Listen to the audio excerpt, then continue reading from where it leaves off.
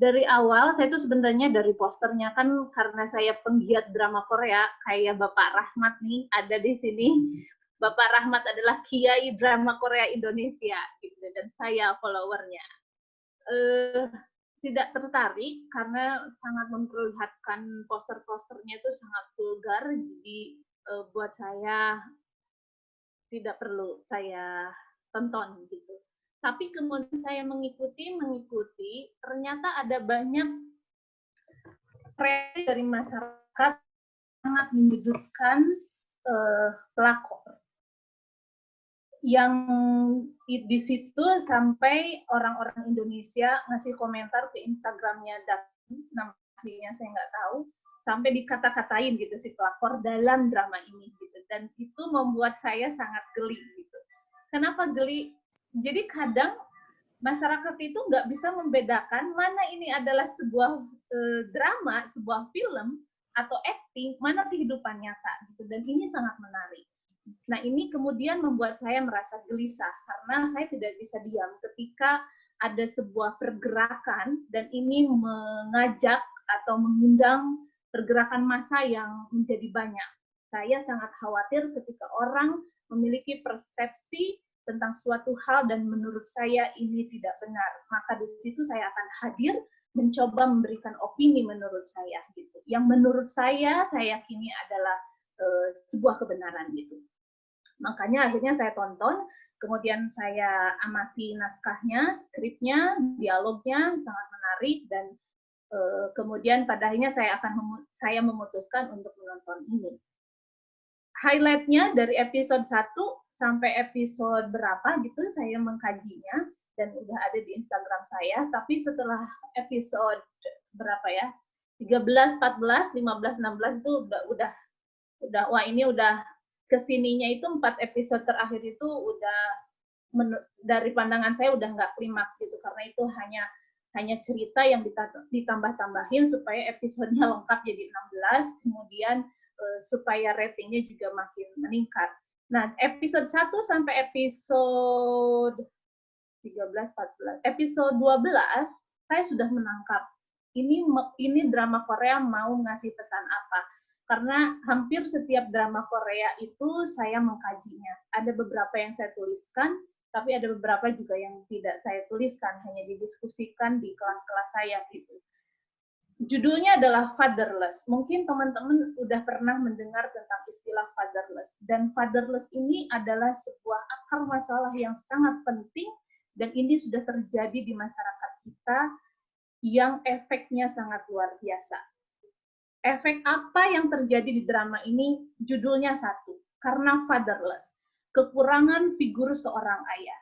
Tadi Nur udah mention bahwa saya juga aktif di kegiatan perdamaian. Teman saya Nur Huda Ismail kemudian mengkaji, meneliti kenapa orang-orang atau anak-anak muda remaja di Indonesia sangat gampang untuk ikut pada aliran atau gerakan radikalisme.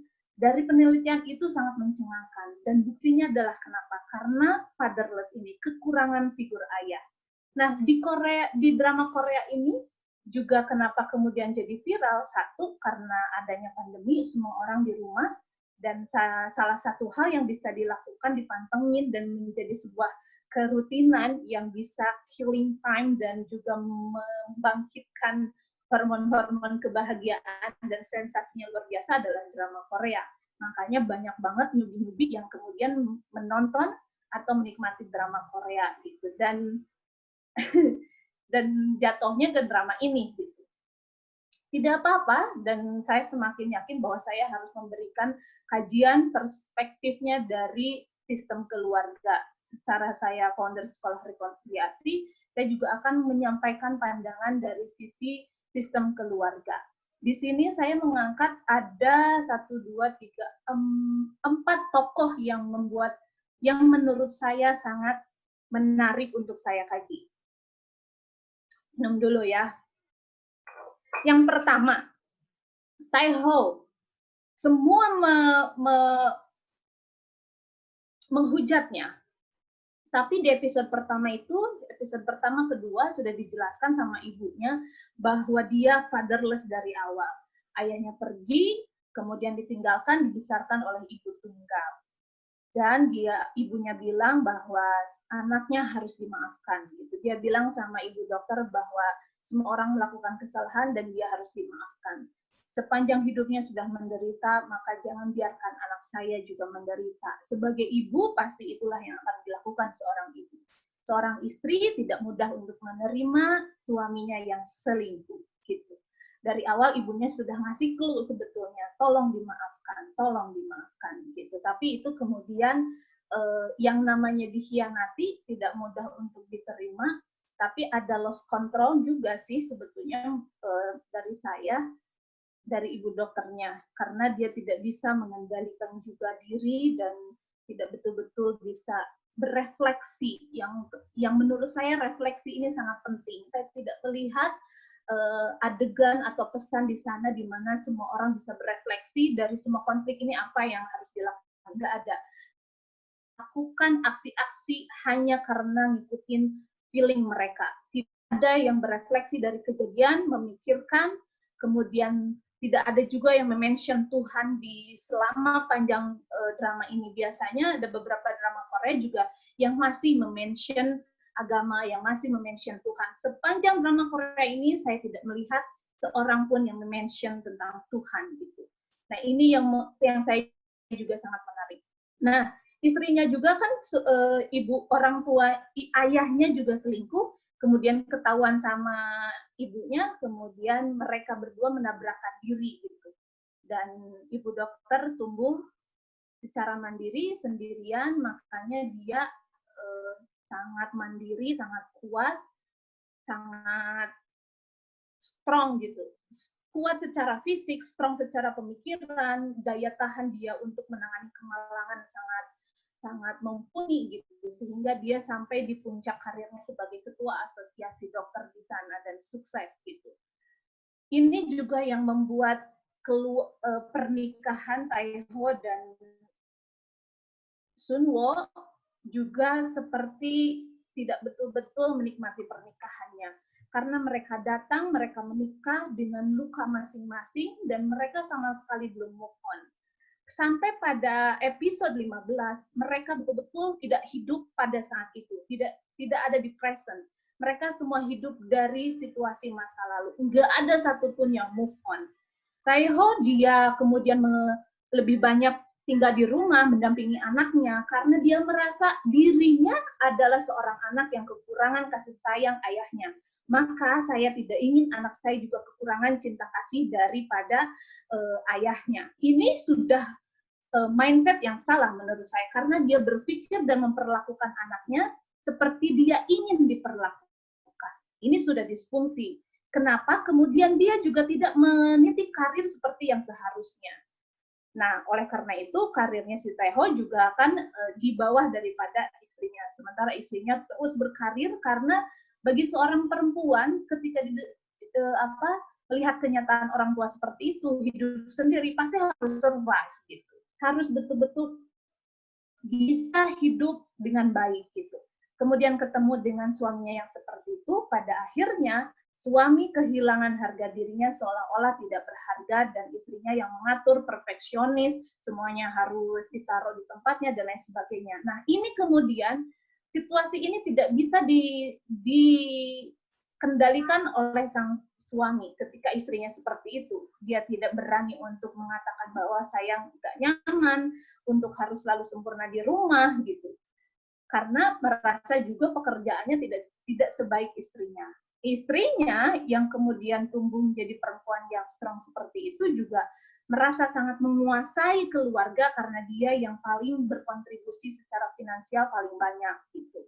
Makanya dari situasi seperti itu, suami mencari seseorang yang bisa melegitimasi harga dirinya, melegitimasi kemampuannya, melegitimasi, menghormati, karena kebutuhan suami adalah satu, dihormati. Kebutuhan istri adalah ingin dipahami. Nah, bertemulah dengan si Dakyung. Dia latar belakangnya keluarga orang sangat kaya raya. Dari situ saya sudah bisa melihat bagaimana kekayaan itu bisa didapatkan. Tidak mungkin mereka kaya kemudian juga bisa cukup waktu untuk bisa bersama anak perempuannya yang tunggal ini gitu, yang kemudian si Dakyung itu tumbuh dengan sistem keluarga money is everything gitu, segala sesuatu diselesaikan oleh uang. Parenting yang didapatkan oleh si Dakyung adalah uang. Kita bisa mengamati bagaimana kedua orang tuanya menyelesaikan masalah-masalah itu dengan uang. Bahkan ketika tahu anak perempuannya selingkuh dengan laki-laki yang sudah beristri beranak, awalnya dia marah orang tuanya, tapi kemudian menerima karena anak saya yang penting bahagia, dimodalin untuk punya studio dan lain sebagainya. Begitulah mereka menyelesaikan masalah. Harusnya sebagai orang tua ketika anak melakukan kesalahan itu tetap salah. Tidak bisa dilanjutkan hubungan itu. Tidak bisa dibenarkan. Bukan asal anak saya bahagia kemudian diterima lalala. Itu juga menurut saya sebuah kesalahan yang fatal. Nah, ada banyak orang yang menanya, kok si Dakyung itu jadi pelakor, padahal orang tuanya kaya, dia nggak ngebutuhin apa-apa, segala macam cantik. Oh no, perempuan justru dia kaya, dia cantik, tetapi ketika dia merasa tidak mendapatkan kebutuhan spiritual dari orang tuanya, dia juga akan membuktikan kepada seseorang bahwa dia layak dicintai. Bukan hanya dengan uang, tapi dicintai dengan sentuhan, dicintai dengan keromantisan. Makanya ada kemampuan untuk menjadi pelakor. Dan bertemulah dengan si Taeho ini. Jadi perpaduan yang lengkap. Si pelakor ini memiliki kekosongan dalam dirinya bahwa selama ini dia memahami cinta adalah uang. Sementara kebutuhan cintanya dari segi sentuhan, pengakuan, kemudian cinta itu keromantisan tidak didapatkan, ketemu dengan si Taeho dan mereka menjadi kolaborasi yang sangat apik gitu dalam drama ini. Begitulah simulasinya ketika orang-orang ini punya kekosongan dalam dirinya. Peran-peran orang tua yang hilang. Kalau Dakyung kan ayahnya ada, tapi dia hanya menggunakan uang untuk menunjukkan powernya, ini gue gitu, tapi tidak kemudian melihat kebutuhan anak perempuan utuhnya seperti apa gitu. Kemudian di sini juga ada Juyong yang anak itu, saya saya juga sangat keras waktu di dalam kajian bahwa ada banyak orang juga yang menyalahkan si Juyong. Kenapa dia itu katanya kok masih membela bapaknya gitu. Waktu ada pertengkaran dia bilang saya bagaimanapun ayah saya yang menunggui saya gitu. Ibu sibuk saja mencari karir gitu. Nah, ada beberapa yang menghujat tokoh si Juyong ini dan saya bilang itulah kebutuhan anaknya. Betul kata psikiater Dr. Kim bahwa anak tetap anak. Bayangin, seorang anak itu kan setengahnya adalah ibu, setengahnya adalah bapak. Ketika orang tuanya tidak punya hubungan yang baik, kepercayaan sudah hancur lebur, maka anak ini sudah jelas sangat hancur gitu. Dia tidak tahu akan memihak seperti apa gitu. Nah, si Joyong ini juga kemudian saya lihat ada klepto tadi udah di-mention sama Kak Fiani gitu, bahwa itu sebenarnya akibat dari kemarahan dan emosi yang tidak tahu bagaimana cara menghandle-nya, kemudian dihadapkan situasi yang sulit. Saya yakin setiap keluarga yang mengalami perceraian atau ketidakharmonisan, jadi ada istilah broken home, itu selalu diidentikan dengan perceraian tidak. Karena banyak sekali keluarga yang utuh ada dalam satu rumah, ada ayah, ada ibu, ada anak, tapi orang tuanya tidak berfungsi dengan baik dan tidak menjalankan perannya dengan baik. Itu sama juga dengan broken home. Ada juga keluarga yang secara fisik, emosional sudah bercerai gitu. Makanya si Sun Wo juga bilang gitu, perceraiannya sudah selesai secara administrasi, tapi perceraian secara emosional jauh lebih sulit karena ada masih rasa cinta. Setiap hubungan ketika masih ada kemarahan, ketika masih ada saling kecewa, saling tidak nyaman, itu berarti masih ada cinta gitu. Saya percaya itu. Makanya ini juga terjadi antara Sunwo dan Taeho gitu. Nah, dari situ kemudian yang menarik di episode-episode terakhir, semua orang belajar dari kesalahan, kecuali si Taeho. Dr. Sunwo sangat belajar, dia semakin stabil emosinya, semakin bisa mengendalikan emosinya, dia sadar bahwa anaknya tetap butuh ayahnya, dia tidak menjelek-jelekan mantan suaminya di depan anaknya, dia berusaha untuk menerima mantan suaminya, dia juga berusaha untuk tidak menjelek-jelekan ayahnya kepada anaknya, meskipun anaknya sudah kadung kecewa, butuh waktu yang sangat lama. Saya butuh waktu sekitar 23 tahun untuk menerima dan memaafkan ayah saya gitu. Saya butuh puluhan tahun juga untuk menerima bahwa orang tua saya bercerai dengan segala dramanya, itu persis kayak di drama Korea ini. Kemudian anaknya juga, si Jo Young juga sangat belajar dari orang tuanya, dia tumbuh menjadi lebih matang meskipun lukanya sangat dalam, tapi dia sudah cukup bisa mengatasi lukanya, dan anak ini punya kecenderungan dianugerahi bisa move on karena ada backup dari pacarnya gitu, bahwa pacarnya juga mengajarkan orang tua saya bercerai, saya baik-baik aja, kamu juga bisa baik-baik aja dan bisa hidup normal gitu. Ada backupnya ketika orang tuanya tidak oke, tidak bisa merepresentasikan, tidak bisa mengajarkan, tidak bisa memodelkan cinta, ada pacarnya juga yang nge-backup gitu. Di sini kenapa si Jo Young juga bisa bertahan dan kemudian menghilang karena di Korea ada fasilitas konseling khusus untuk anak-anak yang mengalami seperti Jo Young ini. Kemudian setelah proses konselingnya selesai, ketika sudah siap semuanya, dia akan kembali lagi kepada keluarganya gitu. Dan saya juga ini mau menggarisbawahi ada hak tentang kekerasan yang tadi juga Mbak Mulan mention, yang menjadi puncak seorang anak betul-betul membenci orang tuanya adalah ketika si anak ini ditampar. Padahal sebelumnya anak ini memahami bahwa kasih sayang itu di episode 16 dibahas, kasih sayang itu intimacy. Ketika melihat orang tuanya sangat romantis, saling peluk, saling cium, anak ini melihat inilah cinta, inilah sentuhan. Tapi ketika ditampar, semua ajaran itu menjadi luluh lantang. Karena tangan ini adalah simbol cinta, simbol sentuhan, simbol kasih sayang. Ketika tangan ini digunakan untuk melakukan kekerasan, ini sudah dianulir.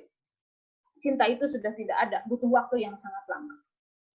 Kemudian yang kedua, ada yang berkomentar kenapa pelakornya malah diketemuin sama orang lebih ganteng gitu. Harusnya dia juga hidup menderita. Buat saya, dalam drama ini ingin menunjukkan bahwa semua orang bisa belajar dari kesalahan. Dan kita bisa memperbaiki itu. Perceraian bukan akhir dari segalanya.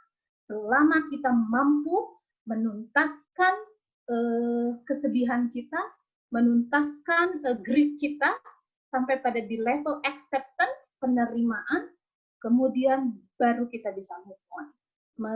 Membangun kehidupan yang baru. Gitu.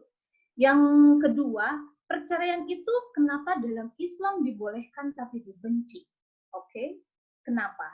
Karena ini akan bisa menjadi option ketika kita ada dalam bahaya.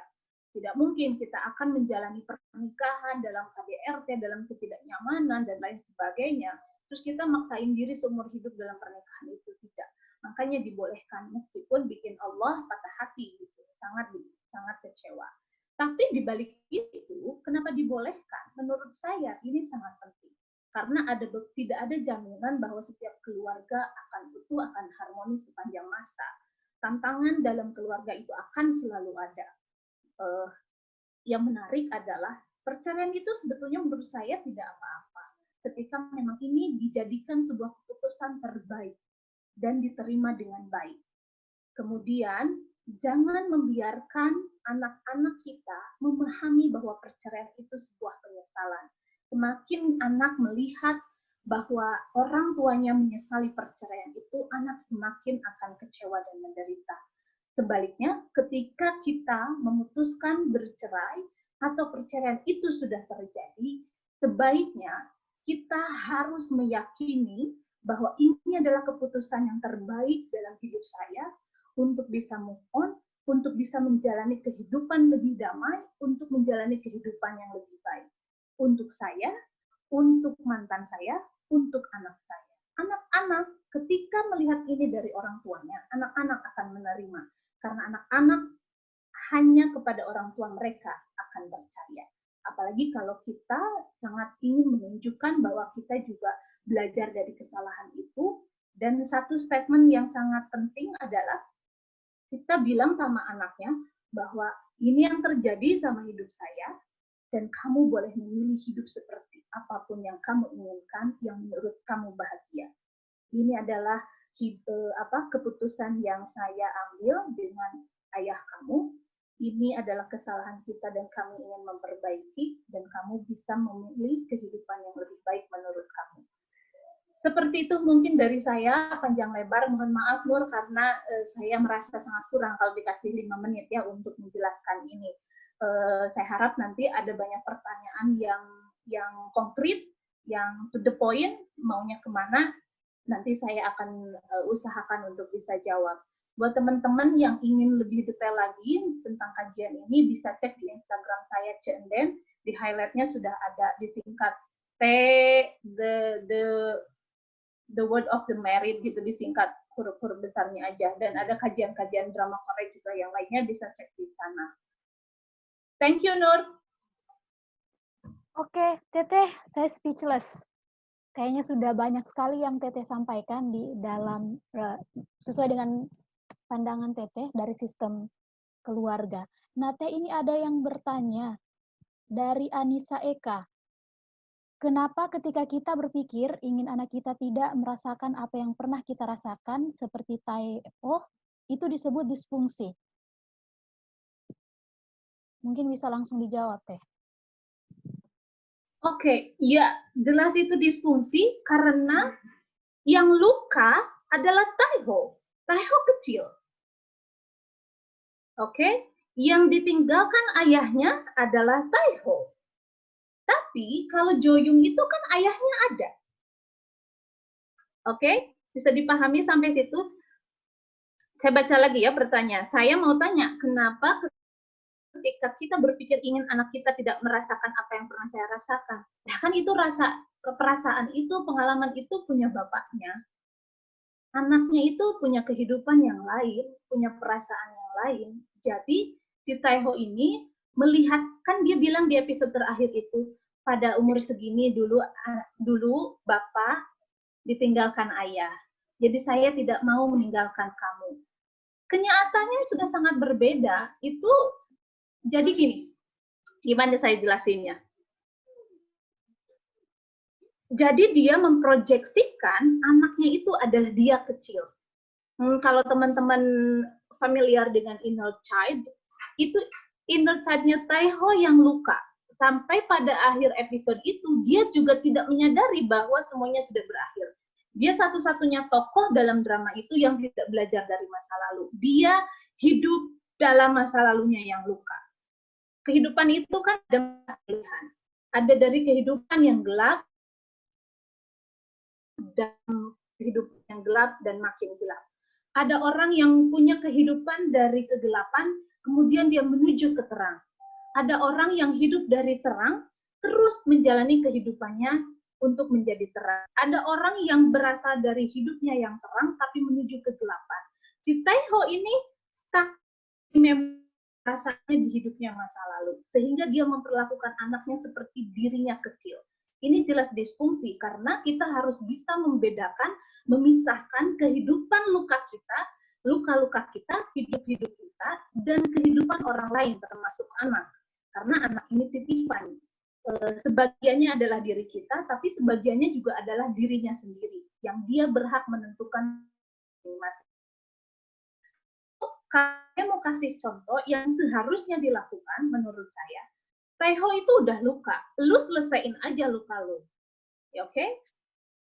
Si Jo-young ini sudah punya kehidupan, dia sudah move on, dia mau sekolah, dia mau ketemu orang, dia udah punya pacar, dia kehidupannya sama ibunya, tapi dia butuh lebih banyak waktu untuk menerima dan memaafkan ayahnya. Meskipun dia mengekspresikan kekecewaan kepada ayahnya, tapi dalam hatinya sebagai anak, dia juga sangat kecewa sebetulnya pada dirinya sendiri karena membenci ayahnya sendiri yang dia tahu itu tidak boleh dilakukan. Tapi ini sebuah proses untuk seorang anak, sampai pada akhirnya saya yakin suatu hari nanti seorang anak tetap akan butuh ayahnya, tetap juga akan ada keinginan untuk menerima ayahnya. Gitu. Kepanjangan ya jawabnya. Jadi disfungsinya itu karena dia hidup dalam masa lalu dan memperlakukan anaknya seperti dirinya. Oke, Nur. Oke, terima kasih Teteh. Ini ada peserta yang ingin bertanya secara langsung. Saya berikan kesempatan kepada Kak Fira. Kak Fira Tiasmi. Silakan Kak Fira.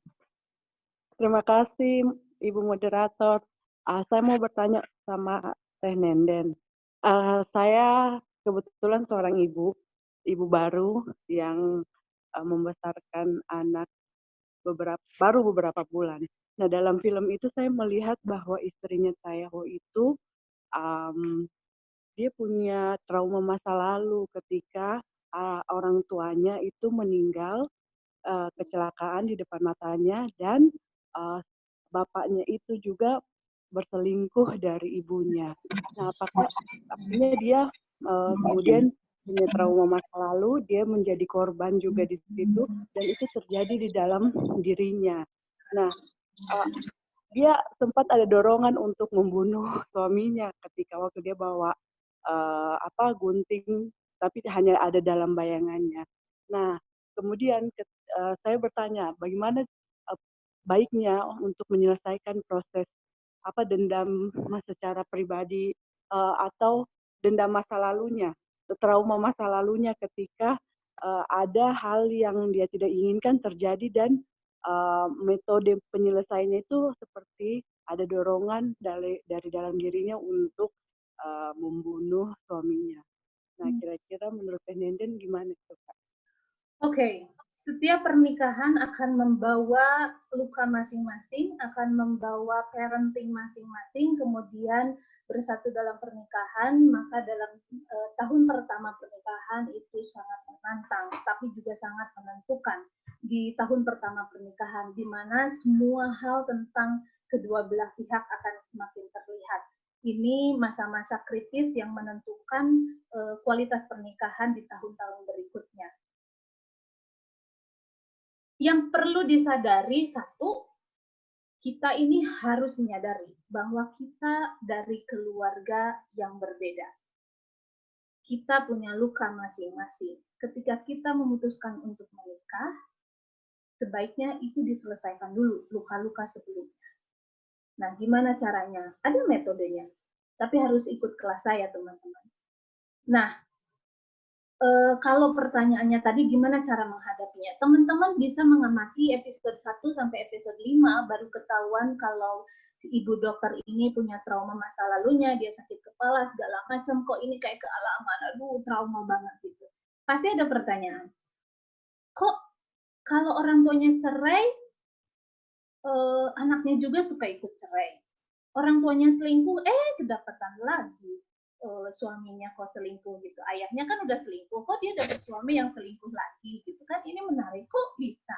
Satu, karena dia hidup di masa lalu. Karena ibu dokter justru traumanya belum hilang dari kenyataan bahwa ayahnya selingkuh. Maka satu aja terus ya gitu. Satu, karena dia hidup di masa lalu, lukanya belum diselesaikan, kemudian menjalin hubungan. Dua, kalau teman-teman sangat detail memperhatikan dramanya, mereka Taeho dan ibu dokter kan hamil duluan. Oke, di situ sudah sangat janggal. Tidak bicara barat, tidak bicara timur, tidak bicara Islam, atau tidak bicara agama. Sebuah hubungan seks harus dilakukan setelah pernikahan sah. Kenapa? Ini panjang kalau saya bahas, tapi di situ kita bisa lihat bahwa kebutuhan intimasi yang harusnya dilakukan setelah menikah, mereka lakukan sebelum menikah. Tandanya apa? Di situ ada kekosongan, kalau istilahnya zaman sekarang bucin. Mereka merayakan cintanya dengan bersetubuh sebelum pernikahan, sehingga keinginan untuk menikah, meskipun dia bilang saya menikahi kamu bukan karena hamil, tapi karena saya yang mencintai kamu. Bullshit.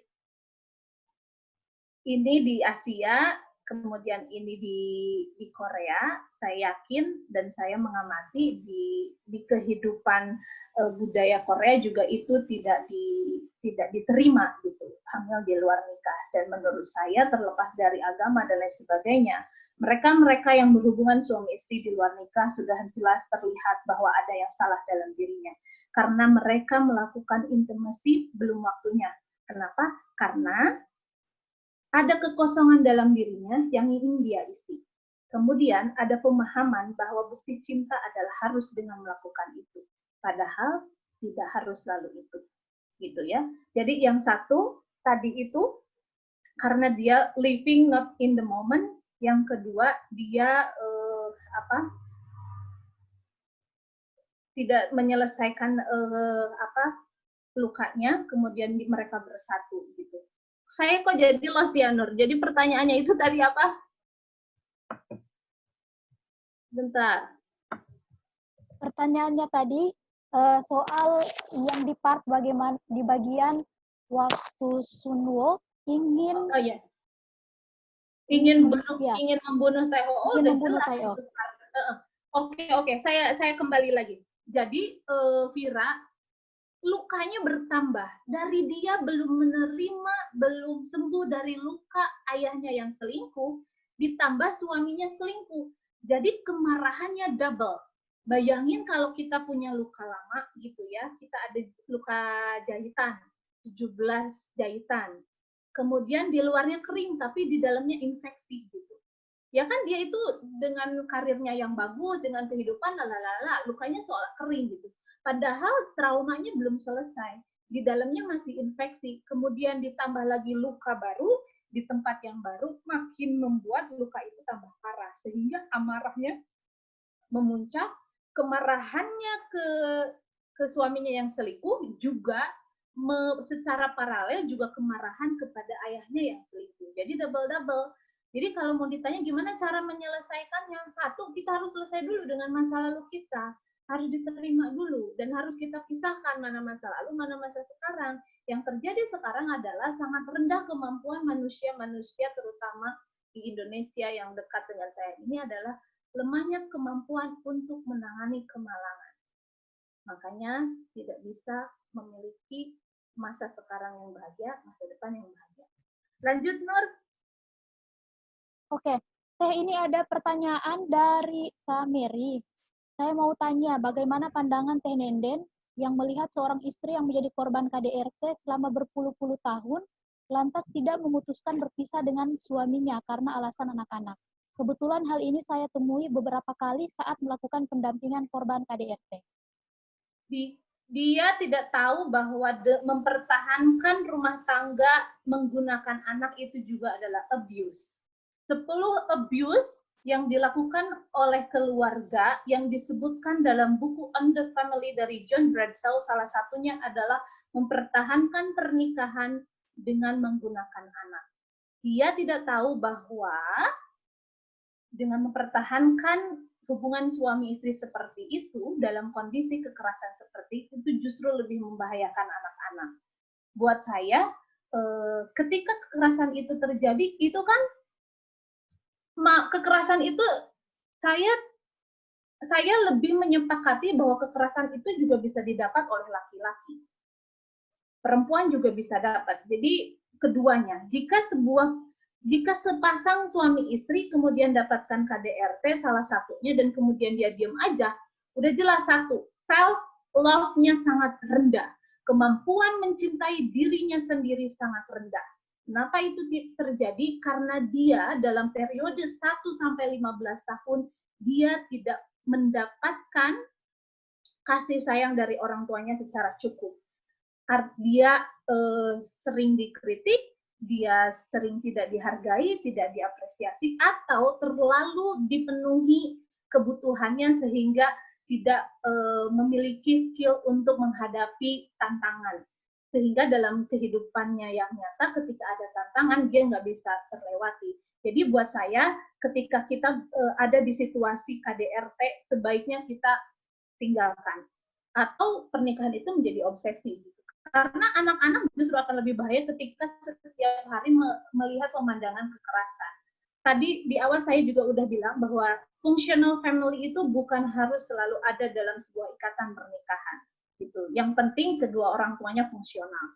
Kalau pernikahan itu dijalani dalam satu rumah tapi kerjaannya nyakitin satu dengan yang lain, itu sudah jelas disfungsi, itu sudah selesai, secara emosional sudah selesai gitu. Jadi kalau teman-teman sudah ada mendapatkan KDRT dan sialnya tidak hanya di pernikahan, selama pacaran aja banyak juga yang mendapatkan kekerasan, itu self love-nya sangat rendah. Jadi tidak boleh seperti itu. Harus mendapatkan dari orang-orang, harus mendapatkan support system yang baik atau bisa pergi ke profesional psikolog atau psikiater gitu.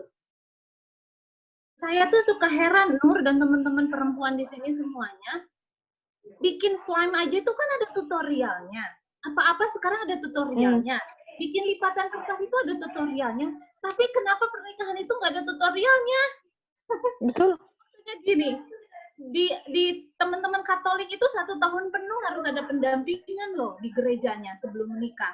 Sampai ngurus bayi, ngerawat bayi itu ada trainingnya. Baru setelah selesai training itu, maka gerejanya baru akan menikahkan gitu. Di Islam ada pertemuan 1 kali sama penghulunya dan itu cuma dialog 1 arah dan udah selesai gitu. Nah ini yang kemudian menjadi urgen di kita, Nur, apalagi kalau teman-teman para pejuang kesetaraan gender dan kekerasan rumah tangga segala macam itu kan yang paling rentan adalah perempuan, meskipun ada laki-laki juga yang mengalami kekerasan gitu. Ini tidak banyak orang yang mempersiapkan pernikahan. Sekarang belum banyak orang juga yang menyadari bahwa sebelum menikah, sebelum cek kesehatan, terus sekarang kan lagi musim bikin surat perjanjian pranikah, harta gunung gini. Tapi sangat jarang orang yang memikirkan bahwa mereka juga harus bersih dulu dari luka-luka masa lalu. Karena parenting dari sana belum clear, dibawa-bawa kayak si Taiho dan mereka ini gitu. Nah gimana caranya? Ada caranya, ikut kelas saya ya, Cila jadi promosi.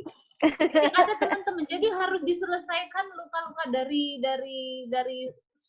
kita, karena kita juga nggak bisa ngandelin ya, pacar saya nggak mau, suami saya nggak mau, ya udah kalau nggak mau, tapi harus dimulai dari diri kita sendiri. Self love itu sangat penting. Lanjut Nur. Yang ingin saya tanyakan ini Teh, ada beberapa orang sih yang bilang kalau misalnya kehidupan berpacaran dengan menikah itu sangat berbeda. Ada yang bilang 1 tahun pertama, 2 tahun pertama, sampai 5 tahun itu adalah hal di mana masa-masa penyesuaian, masa-masa yang berat. Kemudian bahwa tidak seindah apa yang kita bayangkan. Yang ada di kepala kita bahwa kita mungkin setiap malam bisa mengobrol dengan pasangan kita, kemudian bisa lebih intens untuk mengutarakan kasih sayang. Nah, menurut beberapa orang yang sudah berumah tangga yang saya tanyakan, menurut mereka itu tidak akan kamu alami lagi seperti pada masa pacaran. Nah, akhirnya membuat jadi saya, jadi takut untuk menikah sejujurnya. Jadi kayak yang ada dalam bayanganku sekarang, mending saya pacaran saja daripada nanti kalau menikah cenderung membosankan, kemudian tidak ada hal-hal yang romantis atau justru menakutkan. Dalam bayanganku pernikahan itu saat ini menakutkan, meskipun saya tidak melihat itu di orang tua saya melihat itu sangat baik-baik saja. Cuman beberapa cerita dari teman-teman yang menikah itu yang membuat akhirnya saya jadi takut untuk menikah. Nah, bagaimana ini Teh? Barangkali ada tips-tips atau kiat-kiat yang bisa disampaikan mungkin. Terima kasih untuk jawabannya sebelumnya. Oke. Kita nikah kenapa sih? Kalau memang tidak mau, nggak usah. Itu aja. Tapi kemudian yang harus kita kelola adalah rasa takut itu. Mohon maaf suaranya lebih di... Oh, belum agak kencang. Iya. Pokoknya di sini hujan. Oh. Gini. Kenapa sih kita nikah? Kalau nggak mau, nggak usah. Kalau mau silahkan jalani yang benar. Jangan menikah karena ingin enaknya aja. Karena tidak ada dalam hidup ini yang hanya enaknya aja. Nggak hanya pernikahan, semuanya. Kalau kita mau kaya, harus kerja. Kalau mau cantik, harus perawatan. Kalau mau menikah, jangan berharap bahwa kita akan mendapatkan kebahagiaan saja. Oke, sedihnya banyak orang yang menikah tanpa sadar. Makanya ketika menjalani pernikahan itu akan menjadi berat. Apalagi pernikahan yang didasari karena ketakutan, karena merasa berdosa. Ada kalimat-kalimat false belief yang seperti ini. Saya ingin menikah untuk menyempurnakan agama. Nggak akan ada yang pernah sempurna. Saya ingin menikah karena adik saya menikah, jadi saya harus nikah duluan. Banyak kan yang seperti itu. Dan lain sebagainya. Banyak sekali motivasi kenapa kita harus menikah. Saya rasa ini juga sangat kurang disadari oleh masyarakat kita, gitu, bahwa merefleksikan pernikahan itu sangat penting. Kalau saya secara Islam percaya bahwa perempuan itu kan boleh memilih menikah atau tidak. Beda dengan laki-laki. Silahkan dicari hadisnya. Jadi menurut saya, kalau kamu takut menikah karena cerita orang, kamu juga berarti tidak hidup dengan diri kamu. Kenapa kamu harus menjalani sebuah ketakutan yang tidak kamu miliki, yang tidak kamu alami? Ketakutan itu kan hadir karena kita belum tahu apa yang terjadi di masa depan. Ketakutan itu semakin kita rasa karena kita sangat ingin tahu masa depan seperti apa. Berarti yang perlu ditanyakan adalah, kalau seorang Islam, kita salah satu keimanannya adalah mempercayai yang tidak terlihat. Bukan hanya setan dan malaikat. Takdir, masa depan, perasaan itu juga tidak terlihat. Gitu. Kita harus percaya bahwa kita melakukan sesuatu karena kita tahu dan karena kita ingin melakukan itu. Jadi refleksikan kembali, untuk apa saya menikah? Kenapa saya harus menikah? Itu aja sih. Tadi siapa yang nanya? Jadi kalau kamu takut menikah karena dengar orang lain, sia-sia dong. Kita menjalani ketakutan yang tidak kita alami. Satu, kita tidak perlu menjelaskan kepada anak apa yang mantan suami kita lakukan kepada kita. Yang harus kita lakukan kepada anak adalah bagaimana dia memperlakukan kamu sebagai ayahnya. Dan itu juga tidak perlu penjelasan yang panjang lebar gitu, karena dia akan melihat dan merasa. Kalau bertanya baru dijawab gitu. Karena kalau kita menjelaskan sendiri, artinya kita menebarkan luka. Luka kita transfer kepada anak kita. Gitu. Tapi saya ini kurang apa ya pertanyaannya, karena saya nggak mau anak saya hidup dalam dongeng yang hanya tahu kalau ayah itu adalah hero. Ini menurut saya rada ambigu, tapi saya bisa memahami, saya coba memahami ya Ade Mauren maksudnya. Karena saya tidak tahu situasi sebetulnya seperti apa, cuma kalau menurut saya, kalau ditanya, kita jawab. Tapi kalau anak kita tidak nanya, nggak usah dijawab. Karena kita juga harus melihat kondisi anak kita seperti apa. Kan itu ada fase-fasenya, umur berapa. Itu ada di buku Homecoming. Gitu. Tapi apa akibat kedepannya dari apa yang saya lakukan? Akhirnya, dan dia akan membenci dirinya sendiri. Sebagai, kalau anaknya laki-laki, dia akan membenci dirinya, akan membenci laki-laki. Efek yang lebih jauhnya lagi, kemungkinan akan menyukai sesama jenis karena dia tidak mau jadi laki-laki, jadi dia akan memerankan dirinya sebagai perempuan dan akan lebih tertarik kepada laki-laki gitu. Jadi yang paling menyakitkan buat anak itu kan ketika melihat orang tuanya saling menjelekkan gitu. Kalau dari pengalaman saya, tadi Nur udah bicara bagaimana latar belakang saya sangat surprise Nur masih ingat cerita saya. Jadi ibu saya itu selama saya sampai dewasa umur 17 tidak pernah menceritakan keburukan ayah saya. Jadi saya tahu ibu saya mengalami KDRT selama pernikahan dengan ayah saya itu dari buku diari ibu saya. Tapi karena beres, desain interior segala, jadi saya menemukan, jadi saya baca, jadi saya tahu apa yang terjadi. Tapi sedikit pun ibu saya tidak pernah menceritakan kejelekan ayah saya. Tapi dalam berjalannya waktu, saya memahami dengan bapak tidak datang, dengan bapak tidak memberi nafkah, dengan bapak yang selalu berbohong gitu. Saya bisa menilai sendiri bagaimana ayah saya.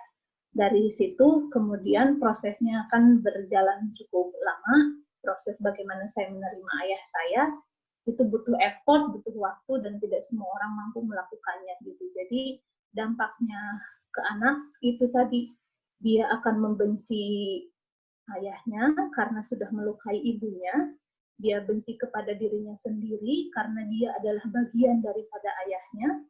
Kalau anaknya laki-laki, dia tidak akan suka citranya sebagai laki-laki. Kalau dia adalah perempuan, dia akan menjadi bucin yang sangat parah. Karena merasa dirinya tidak berharga, merasa tidak dicintai, punya luka yang sangat luar biasa. Gitu. Untuk memperbaikinya, anak-anak itu kan sebetulnya sangat pemaaf. Lebih pemaaf daripada orang-orang dewasa. Jadi ini bisa dikomunikasikan atau memberikan cerita yang seimbang. Kan kalau kita pernah menikah berarti ada baik-baiknya ya gitu. Jadi selain mungkin ada sesuatu yang membuat kita luka, tapi juga pasti ada kebaikannya. Yang suka salah kita lakukan itu adalah kita lebih cenderung lebih mudah ngelis kejelekan-kejelekan orang, tapi kita justru suka susah mengingat dan mengapresiasi kebaikan orang-orang meskipun itu sedikit. Gitu. Satu lagi saya tadi lupa. Iya. Silakan Teh. Perceraian, yang luka itu kan kita. Ini tadi terkait dengan pertanyaan dari Mauren. Satu hal yang harus dilakukan adalah yang bermasalah itu hubungan suami istrinya. Dia bisa jadi suami yang baik, belum tentu bisa jadi ayah yang baik. Dia yang baik. Kayak si Taeho itu kan jadi ayah udah baik, tapi jadi suami nggak bisa baik gitu.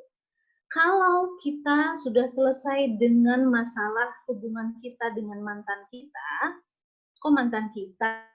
Maksudnya kalau di timur kita itu saya ya. Jadi kalau konfliknya itu kan suami dan istri berpisah.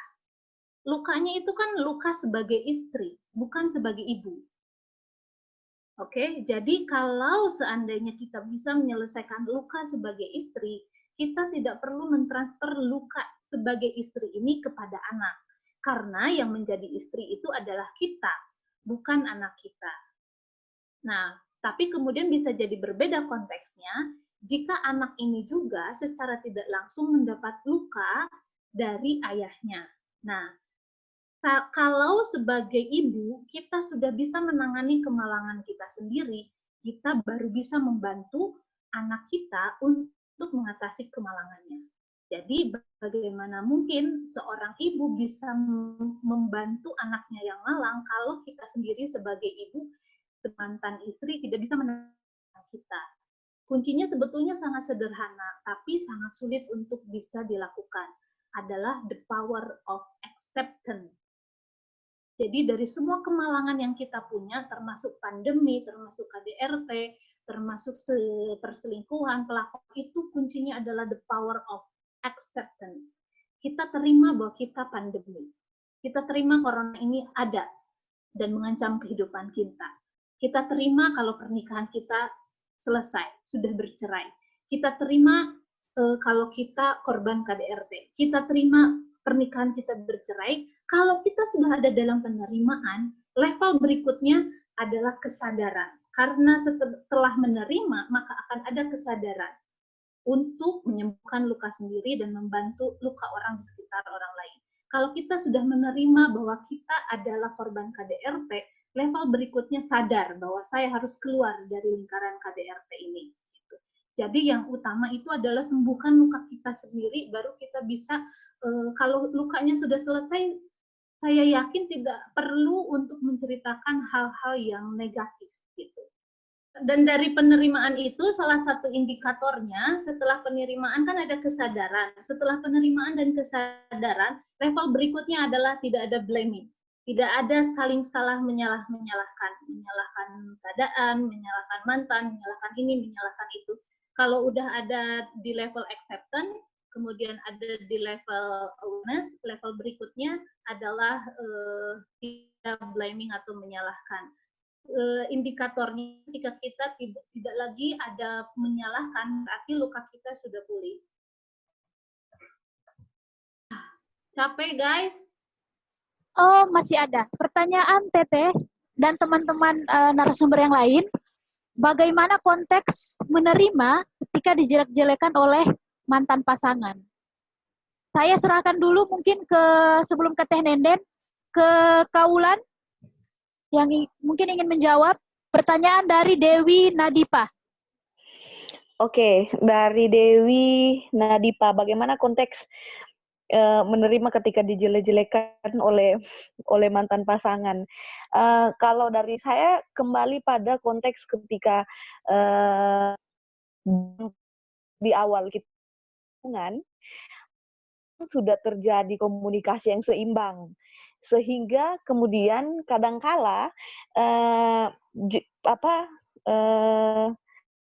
dijelek-jelekan oleh pasangan mantan itu terjadi ketika kita sudah berpisah. Karena memang ketika kita membangun sebuah hubungan atau relasi dalam hubungan kedekatan, itu tidak ada komunikasi seimbang yang dibangun. Dan menurut saya, apalagi ketika masuk dalam refleksi sebuah hubungan keluarga atau dalam satu konteks rumah tangga, yang harusnya itu harus diawali dan dibangun dengan kesetaraan. Itu kalau konsep yang kemudian ingin saya dengan kawan. Karena kalau tidak dibangun dengan satu kesetaraan, itu pasti akan menjadi toksik dalam satu hubungan. Nah, kenapa? Karena karakter orang-orang itu atau setiap pasangan yang kemudian menjadi satu, itu adalah karakter yang berbeda-beda. Dan itu sudah pasti, atau kalau orang Palu bilang so pasti, dalam setiap proses, dalam setiap alurnya itu akan selalu menimbulkan ketidakpahaman. Makanya yang disampaikan Teh Nenden tadi, apa yang sebenarnya ketika kita membangun sebuah hubungan, apa sih yang ingin kita capai? Kebahagiaan. So, kebahagiaan itu tidak akan selalu kita temukan dalam sebuah hubungan. Sehingga memikirkan dengan matang, kemudian membangun satu konsep yang sama, membangun sebuah pemikiran yang sama, ketika kita mau sepakat, yuk kita bangun hubungan sama-sama, itu harus sudah dibangun ketika kita membangun fondasi awal dalam proses menuju satu kehidupan antara mempertemukan satu pribadi yang lain. Terima kasih, itu kalau dari saya, Nur. Oke, terima kasih Kak Ulan. Viani, apakah ingin menambahkan atau menjawab pertanyaan dari Dewi Nadipa?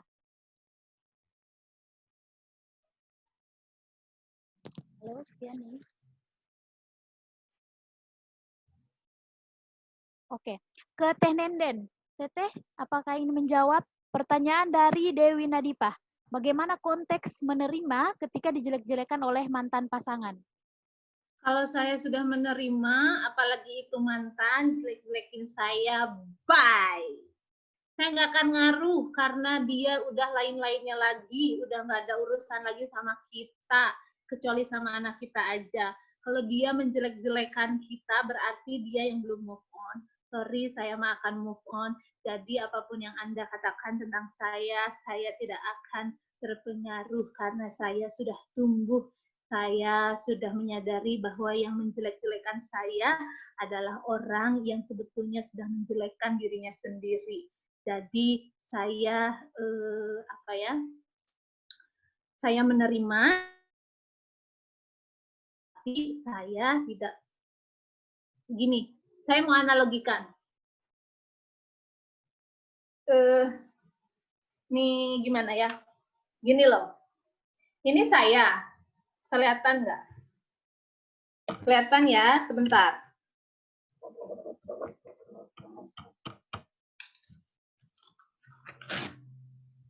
Terus ada kata ini, kebalik. Ini tulisannya bodoh. Ini orang menjadikan siapapun. Nenden adalah orang bodoh. Ini nempel sama kita atau enggaknya itu tergantung kita. Kalau kekuatan dari self-love dari kitanya, kepercayaan dirinya kita kuat, maka apapun yang orang lakukan, apalagi itu negatif, itu akan lepas. Kayak gini. Karena kitanya udah jadi manusia yang utuh, percaya diri, penuh cinta, self-love-nya sudah bagus. Tapi kalau kitanya kosong, ya kan, merana, merasa diri adalah korban, memerankan diri ini adalah korban. Jadi apapun yang nempel ke dalam tubuh kita itu nempel. Karena kitanya kuyu, karena kitanya kosong. Jadi apapun yang nempel ke sini, ya gitu loh. Jadi kalau menurut saya ya nerima aja mantan itu ngejelek-jelekin, ya udah, tapi itu urusan dia, bukan urusan saya. Oke, terima kasih Teteh pertanyaannya. Ini seru kalau sebetulnya disimulasikan langsung. Aduh, Nur, ini gimana dong? Semoga pandemi berakhir, Teteh. Kita ya. bikin kelas parenting di Sulteng. Nah, teman-teman, ini karena kita juga sudah keterbatasan di waktu ya, karena ini sudah pukul 22.21 waktu Indonesia Tengah. Satu lagi pertanyaan terakhir bagi teman-teman yang ingin bertanya, sebelum saya serahkan ke masing-masing pembicara untuk closing statement. Silakan kalau ada yang ingin berbicara, boleh raise hand atau diketik di kolom komentar, kolom chat. Nah, Teteh, sebelum teman-teman mungkin ada yang ingin bertanya, mungkin Teteh juga bisa jelaskan bagaimana caranya untuk bisa ikut bergabung di kelas CT, di kelas parenting. Oke, Nur, nanti ada closing statement nggak dari? Putus Teh, sorry. Berarti sekarang aja ya saya mau bilang ke kalian bagaimana cara ikut kelas saya. Teman-teman, dari apa yang saya sampaikan ini adalah sangat personal dari saya sebagai pembelajar kehidupan. Jadi saya ini adalah korban juga perceraian. Saya posisinya kalau di drama Korea ini kayak si Juyung gitu, dan saya belajar dari semuanya itu. Alhamdulillah, saya melewati proses pemulihan yang luar biasa secara otodidak selama hampir 12 tahun, dan kemudian saya sudah menerima ayah, ibu, keluarga, dan semuanya, makanya ada sekolah rekonsiliasi. Jadi setiap permasalahan itu konteksnya sangat berbeda-beda tergantung situasi dan lain sebagainya. Jadi kalau tadi dari pernyataan saya mungkin ada teman-teman yang merasa dihakimi, saya mohon maaf, tapi saya berharap teman-teman bisa belajar, karena menurut saya ini adalah penting dan harus saya sampaikan. Jika penerimaannya mungkin sedikit melukai, itu artinya bagus bahwa ada kesadaran dan ada pematik untuk bisa memiliki kehidupan yang lebih baik. Saya dari sekolah rekonsiliasi ada 3 kelas utama yang sekarang lagi dijalankan. Yang pertama adalah sekolah cinta, yaitu tentang self-love, bagaimana kita menumbuhkan cinta untuk diri kita sendiri sebelum kita mencintai orang lain. Yang kedua ada sekolah pasangan, yang ketiga adalah sekota. Ini seharusnya kelas-kelasnya harus offline karena ada banyak latihan dan terapinya. Tapi kemudian karena masa pandemi ini kita buka kelas online-nya. Jadi dari sekoci kemudian baru bisa ikut sepasang. Dari sepasang baru boleh sekota.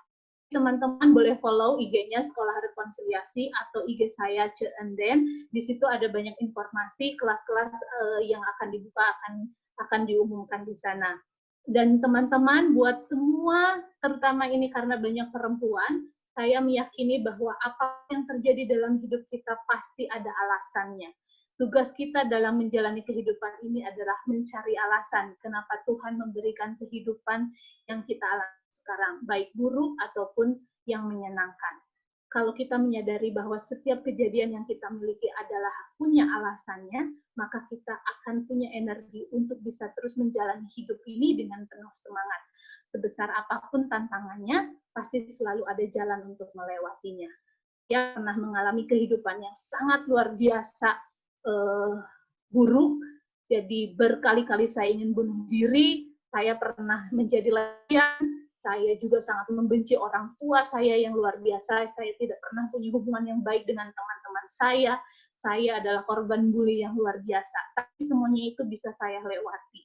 Oleh karena itu, saya dedikasikan hidup saya untuk Sekolah Rekonsiliasi, supaya teman-teman di seluruh Indonesia juga punya pemulihan yang layak untuk menangani luka-lukanya. Kita membuat support system, kami bukan psikolog, kami juga bukan bukan dari akademisi, tapi kami para pembelajar kehidupan yang kami bersaksi bahwa kehidupan ini bisa dijalani lebih baik selama kita punya keyakinan bahwa ada harapan. Gitu aja Nur, terima kasih buat semuanya, terima kasih yang udah bertanya. Teman-teman silahkan hubungi saya langsung di Instagram lewat DM, lanjutkan proses pembelajaran kita. Terima kasih, selamat malam.